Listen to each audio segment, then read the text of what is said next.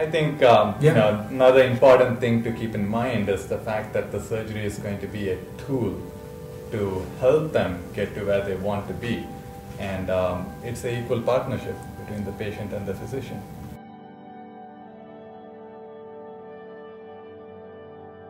That's where we come in, trying to educate the patients, get into a discussion with them, trying to tell them which procedure is likely to work better for them, given their own peculiar problems and them as an individual.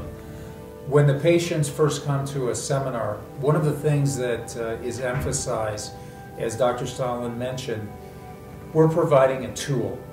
And it may sound like a cliche, but they need to understand that the tool will only function as well as they use it.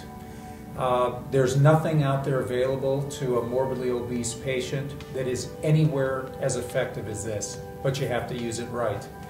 It includes basically looking at a new lifestyle, moving when you can, exercise, although patients don't like to think of it, I just tell them, get out and walk. You just have to move. I don't like to think that they have to diet after this, but like everybody, there has to be moderation and there has to be choices. Now, if you look at the data that's out there, with the other options for a morbidly obese patients, lifestyle changes, exercise, diet, medications, you can take any of these. None of these have been proven to result in anything more than a 10% excess weight loss. And that's, I'm being optimistic, 10%. No study has shown anything more than that.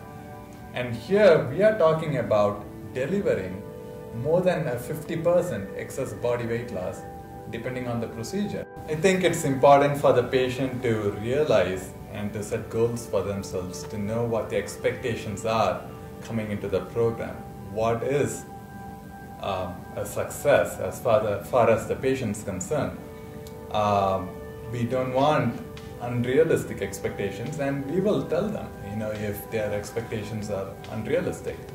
A 400-pound patient, for them to come down to 200 pounds might be termed a success. That's the way I would look at it.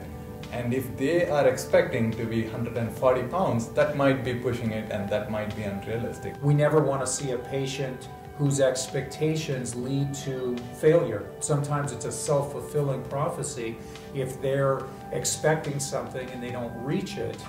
And we don't want to see them give up and stop using the tool.